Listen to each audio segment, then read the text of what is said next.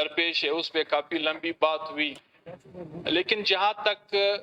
Madam chair person کچھ چیزیں میں یا اوور آل ہم سب محسوس کر رہے ہیں، بدبختانہ بدقسمتی سے بہت کم ہم اس پہ بولتے بھی ہیں، اس کی نشاندہی بھی بہت کم کرتے ہیں، اور کبھی کبھار تو اس پہ میں یہ سمجھتا ہوں کہ مجھ سمیت ہر ایک جو اس پہ خاموشی اختیار کرتے ہیں، تو بدبختانہ اس کو پر افسوس ہی کیا جا سکتا ہے۔ جس طرح ہمارے انتہائی قابل قدر قابل احترام منسٹر ایگریکلچر میر اسد بلوچ صاحب کے گھر کے واقعے کی یہاں پہ بات ہوئی کہ ایک منسٹر ہوتے ہوئے اور ایک پارلیمنٹیرین ہوتے ہوئے جب وہ محفوظ نہیں ہے، اس کا گھر محفوظ نہیں ہے، کوئی جا کے اس کے گھر میں گرنیڈ پھینک سکتا ہے، تو اس ملک میں پھر اس کے بعد بالخصوص اس صوبے میں ایک عام شہری کی زندگی پر کیسے محفوظ ہم بنائے جا سکتے ہیں۔ یقیناً ہوم منسٹر صاحب تشریف فرما ہے، اس واقعے سے متعلق انتہائی سخت سے سخت اقدامات اٹھانے چاہیے۔ بلوچستان ویسے ہر لحاظ سے، چاہے یہاں پہ مزاحمت کے نام سے، چاہے یہاں پہ قبائلی دشمنیوں کے نام سے، چاہے یہاں پہ انتہا پسندی اور دہشت گردی کے نام سے، پورا بلوچستان چل رہا ہے۔ ہر طرف ہر علاقے میں کوئی نہ کوئی مسئلہ ہم سب کو درپیش ہے، تو اس پہ جناب ہوم منسٹر صاحب وضاحت فرمائے کہ اس طرح کے واقعات بالخصوص جب وہ پارلیمنٹیرین ہو، وہ منسٹر ہو، اس کا تدارک کیسے ممکن بنایا جا سکتا ہے۔ دوسری بات میڈم چیئر پرسن، چمن میں 3 دن پہلے شاید پرسوں ترسوں اس پہ بات ہوئی ہے یا نہیں ہوئی ہے مجھے پتہ نہیں ہے، دہشت گردی کے 2 واقعات ہوئے، 2 ہمارے لیوی سپاہیوں کو رحمت اللہ اور سمیع اللہ کو شہید کیا گیا، اور اس واقعے کی قبولیت بھی ایک دہشت گرد اور انتہا پسند تنظیم نے قبول بھی کی۔ یہ جو واقعات جو پورے بلوچستان کو، پھر بالخصوص پشتون بیلٹ کو ایک لحاظ سے اور بلوچ بیلٹ کو کسی اور لحاظ سے اپنی شکنجے میں لیتے ہوئے ہم دیکھ رہے ہیں، اس پہ نہ حکومت کی طرف سے نہ ریاست کی طرف سے کوئی خاص قدم اٹھاتے ہوئے ہم محسوس نہیں کر رہے۔ اسی طرح کے واقعات میڈم چیئر پرسن آپ کے جوب میں ہوئے، اسی طرح کے واقعات آپ کے ہرنائی میں ہوئے، لیکن ایک بات میں انتہائی افسوس کے ساتھ مجھے آج اس فلور پہ کہنا پڑ رہا ہے، یقیناً بحیثیت مسلمان یہ ہم سب کی اخلاقی مذہبی عقیدے کے لحاظ سے فرائض میں سے شامل ہے، ہم سب پہ فرض بنتا ہے کہ جہاں پہ بھی جو بھی لوگ جس بھی عقیدے سے تعلق رکھنے والے لوگ قرآن پاک کی بے حرمتی کرے، اس کو جلائے، نہ ہم صرف یہ کہ اس کی مذمت کرتے بلکہ ہم تو یہاں تک کہتے ہیں کہ ان کے ساتھ ہر قسم کے تعلقات منقطع ہونے چاہیے۔ جہاں پہ بھی ہمارے پیغمبر نبی صلی اللہ علیہ وسلم سے متعلق کوئی گستاخی سامنے آتی ہے، اس کی نہ صرف مذمت ہونی چاہیے بلکہ ان کے ساتھ ہر قسم کے تعلقات منقطع کرنے چاہیے۔ ہمیں پتہ ہے کہ یہ ایک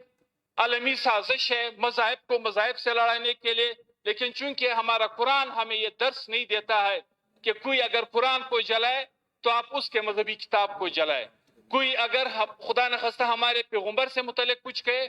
تو ہم اس کے پیغمبروں سے متعلق کچھ کہے۔ قرآن ہمیں یہ سکھاتا ہے، ہمیں یہ بتاتا ہے، ہمیں یہ ہدایات دیتے ہیں کہ آپ کسی کے مذہب کو برا بلا نہ کہے، کسی کے پیغمبر سے متعلق خدا نخواستہ توبہ نعوذ باللہ کچھ برا بلا نہ کہے، کسی کے کتاب سے متعلق نہ کہے، تو اسی وجہ سے پھر وہ آپ کو بھی نہیں کہیں گے۔ لیکن پاکستان کی سطح پہ یہ نوٹس تو لیا جاتا ہے کہ سویڈن کے دفتر خارجہ کے لوگ اس کے سفیر کو بلا کے اسے احتجاج کرے، اس کو مراسلہ لکھ لے، لیکن جب خیبر میں علی تانہ مسجد کو بم سے اڑا دیا جاتا ہے، اس میں 1 نہیں 2 نہیں کئی قرآن پاک جلائے جاتے ہیں، اس میں ایک مسلمان کا قتل کیا جاتا ہے، اس قرآن پاک پہ نہ صرف یہ کہ وہ جلتے ہوئے ورق لوگ ان کے اوراق لوگوں کو ملتے ہیں بلکہ اس کے خون پہ بھی خون کے جو سے لت پت وہ اوراق بھی لوگوں کو ملتے ہیں۔ یعنی ایک جگہ پہ 3 کام ہوتے ہیں، ایک تو اللہ کے گھر کو بموں سے اڑایا جاتا ہے، جس کا کسی بھی لحاظ سے کسی بھی حوالے سے کوئی ہمیں یہ نہیں بتا سکتا ہے کہ ہمارا دین، ہمارا مذہب، ہمارا اسلام ہمیں یہ اجازت دیتا ہے کہ ہم اللہ کے مقدس گھر کو اس طرح دہشت گردی سے اڑا دیں. ساتھ ہی میں وہاں پہ ایک مسلمان کا قتل کیا جاتا ہے. حالانکہ قرآن ہمیں یہ کہتا ہے کہ آپ ناجائز کسی انسان کا قتل نہیں کر سکتے ہو، اگر تم کرتے ہو تو تمہارے لیے جہنم ہے اور ہمیشہ کے لیے ہے. اور قرآن نے یہ بھی نہیں کہا کہ مسلمان، قرآن نے یہ کہا ہے کہ اگر آپ کسی انسان کو ان کی زندگی بچائیں گے تو سمجھو آپ نے انسانیت کی زندگی بچا لی. ہم ایک جگہ پہ ایک تو خدا کے گھر کو شہید کرتے ہیں، ساتھ ہی اس میں ایک مسلمان کو قتل کرتے ہیں، شہید کرتے ہیں، اور ساتھ ہی وہاں پہ ہمارے احادیث کے کتب سے لے کے ہمارے قرآن پاک تک اس کو ہم جلا بھی دیتے ہیں، اس کی بے حرمتی بھی کرتے ہیں. لیکن اس کے لیے نہ کوئی مذمت اور نہ اس طرح کے واقعات میں ملوث تنظیموں کے خلاف کوئی کارروائی، اور بدبختانہ نہ ملکی سطح پہ مذہبی جماعتوں کے لحاظ سے اس کی کوئی سرزنش ہم نے دیکھی ہے. سویڈن کے معاملے پہ تمام کے تمام لوگ ریلیاں بھی نکالتے ہیں،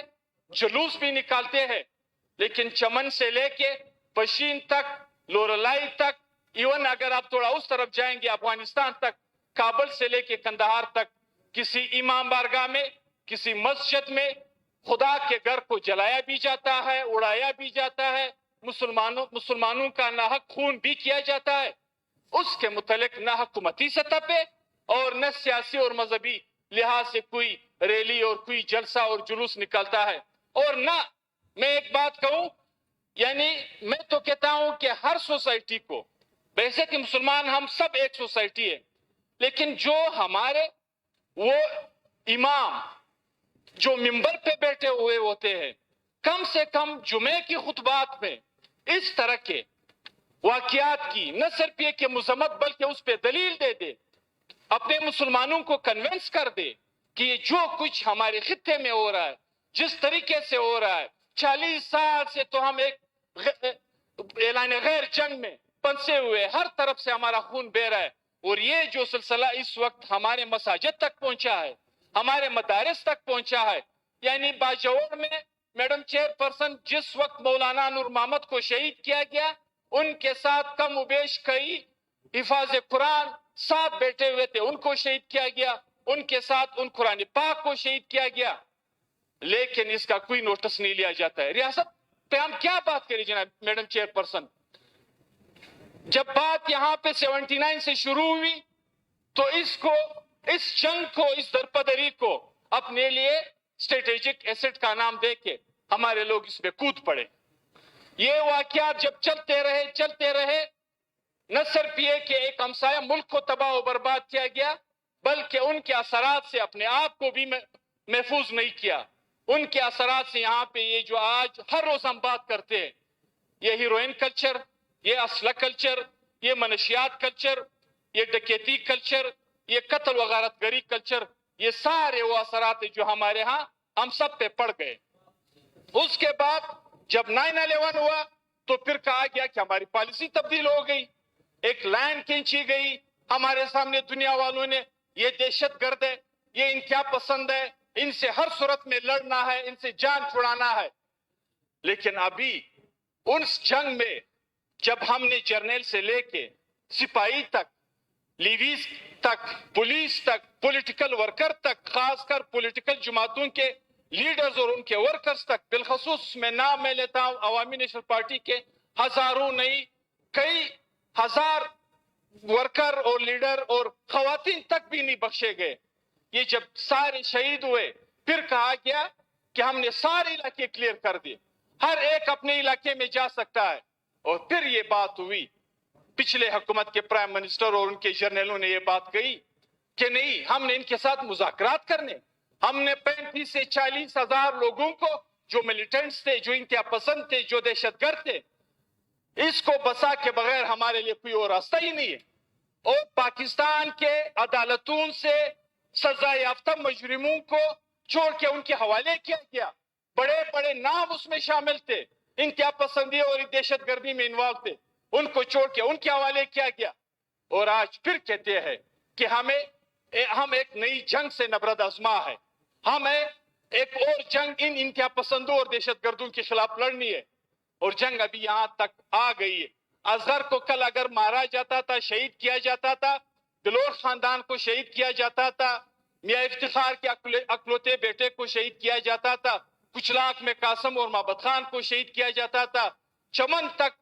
ہرنائی تک، یہ جو جتنے بھی واقعات پشاور تک ہوئے تو لوگ یہ کہتے تھے کہ یہ تو جس سیاست اور جس فکر اور نظریے سے تعلق رکھتے ہیں یہ تو ان کے مخالف ہے. ابھی کوئی مجھے بتا دے منبر کا کیا قصور ہے؟ خدا کے گھر مسجد کا کیا قصور ہے؟ اس مسجد میں ان نمازیوں کا کیا قصور ہے؟ اور اس مسجد میں پڑے ہوئے ان قرآن پاک اور حدیث کے کتب کا کیا قصور ہے کہ نہ صرف یہ کہ وہ اس طرح کے واقعات اور دھماکوں میں جلائے جاتے ہیں بلکہ وہاں پہ لوگوں کے خون سے پورا علاقہ تو کیا وہ مسجد تو کیا پورا علاقہ جو ہے وہ خون آلود ہوتا ہے. تو میڈم چیئر پرسن خاص کر یہ جو سلسلہ، یہ جو لہر اس وقت آپ کے پورے پشتون بیلٹ کو، پورے بلوچ بیلٹ کو اپنے لپیٹ میں لے رہی ہے، یقیناً اگر اس کا تدارک نہیں کیا گیا تو جس جنگ کے متعلق ہم کہتے تھے کہ ہم یہ جنگ جیت چکے ہیں، ہم نے ان لوگوں کو اپنے علاقوں سے علاقہ بدر کر دیا گیا ہے. آج پھر جو کہا جا رہا ہے، جو چیزیں ہمارے سامنے آ رہی ہے، خصوصاً پچھلے 2 ہفتہ ڈیڑھ پہلے کور کمانڈر کانفرنس سے جو سٹیٹمنٹ سامنے آئی، اس کے نتیجے میں ہم یہ دیکھ رہے کہ جنگ کے خون آلودگی کے ایک اور بادل ہمارے پورے بیلٹ میں منڈلا رہے، ایک نئے جنگ کی تیاری ہو رہی، اور برباد اس میں پھر اس خطے سے تعلق رکھنے والے یا مظلوم بلوچ ہوں گے یا مظلوم پشتون ہوں گے، اور یہ سلسلہ آپ کے یہاں سے لے کے وہاں تک رہے گا. میں ریکویسٹ کرتا ہوں بحیثیت مسلمان کے، سیاست ہم سب کی اپنی اپنی، چاہے جس بھی فکر اور نظریے سے ہمارا تعلق ہے، لیکن جہاں پہ ہمارے عقیدے کے خلاف کوئی اس طرح کی کارروائی ہوتی ہے اور وہ بھی اسلام کے نام پہ، ہمیں منبر سے اس پہ بات کرنی چاہیے کہ یہ کسی بھی صورت میں جائز نہیں ہے. نہ دین یہ اجازت دیتا ہے، نہ قرآن یہ اجازت دیتا ہے، نہ حدیث کی کتابوں سے ہمیں یہ اجازت ملتی ہے کہ ہم خدا کے گھر کو راکھ کر کے اس میں عام مسلمانوں کو شہید کر دے، اس میں قرآن پاک کو جلا دے، اس میں احادیث کی کتب کو جلا دے. تو یقیناً اگر ہم بحیثیت مسلمان بیک آواز ہو کے سیاسی فورم سے، چوکے جلسے سے، منبر سے اور ہر لحاظ سے مذہبی جماعتوں سے لے کے عام سیاسی جماعتوں تک اس کے خلاف بیک آواز ہو کے یہ رویہ ختم ہونا چاہیے کہ پشتون بیلٹ میں، بلوچ بیلٹ میں مسلمانوں کے درمیان مسجد جلایا جاتا ہے، قرآن پاک جلایا جاتا ہے، اس پہ احتجاج نہیں، خاموشی. سویڈن میں ہو، فرانس میں ہو، وہ تو کفار ہے، وہ تو کل بھی کریں گے. لیکن ہم بحیثیت مسلمان جس سوسائٹی سے، جس مذہب سے، جس عقیدے سے تعلق رکھتے ہیں، جہاں پہ ہم رہائش پذیر ہے، جب ہمارے گھر کے اندر سے، گھر کسی کا محفوظ نہ ہو اپنی جگہ سے ہی، کوئی شخص محفوظ نہ ہو اپنی جگہ سے ہی، لیکن مسجد تو کم از کم ہمارا محفوظ ہونا چاہیے. اس مسجد میں پڑے ہوئے قرآن پاک تو محفوظ ہونے چاہیے. اس مسجد میں خدا کے حضور بسجود ہو کے وہ نمازی تو محفوظ ہونے چاہیے. اس مسجد میں پڑے ہوئے حدیث کے کتب تو محفوظ ہونے چاہیے. اور اگر یہ سلسلہ بڑھتا گیا میڈم چیئر پرسن، پھر آپ ہمیں بتا دیں ہم کس طرف جائیں گے. اور یہ جو حالت، جہاں ایک طرف یہ قبائلی دشمنی ایک سازش ہے پورے بلوچستان پہ، یہ انتہا پسندی اور دہشت گردی ایک سازش ہے، جہاں پہ کوئی بات کرتا ہے علاقے کے لیے، صوبے کے لیے، تو بس جس طرح میر صاحب نے اپنی پہلی تقریر میں کہا، اس کے گھر گرنیٹ پھینک دو، پھر بھی اگر وہ سنبھلتا نہیں اس کے بھائی کو شہید کرو، پھر بھی اگر وہ بات نہیں مانتا ہے اس کے والد کو شہید کرو، پھر بھی اگر وہ بات نہیں مانتا ہے تو اس کے انتہائی قریبی ساتھی کو، کزن کو اٹھا کے شہید کرو. اور اگر یہ سلسلے لوگ یہ سوچتے ہیں، سمجھتے ہیں کہ ان سے لوگ خاموش ہوں گے، ہماری نسل در نسل زندگی اسی سیاست میں، اسی نظریوں کے ساتھ گزری ہے کہ لاکھ کوئی کوشش کر لے، کس اور کس طریقے سے بھی ہمیں ڈرائے دھمکائے، لیکن جو کمٹمنٹ اس دھرتی کے ساتھ اور اس دھرتی پہ اس قوم کے ساتھ یہاں کے بلوچ و پشتون غیور لیڈرشپ کی ہے، سیاسی کارکنوں کی ہے، وہ ایک قدم سے پیچھے ہٹ نہیں سکتے. لیکن ہمیں تباہ کرتے کرتے آپ جس نیت اور جس سوچ سے یہ سلسلے آپ نے شروع کر رکھے ہوئے ہیں اور اس کو آگے پھیلا رہے ہو،